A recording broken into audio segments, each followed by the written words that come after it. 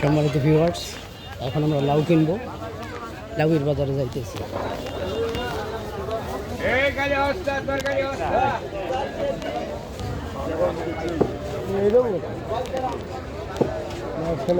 আচ্ছা, লাউ কত?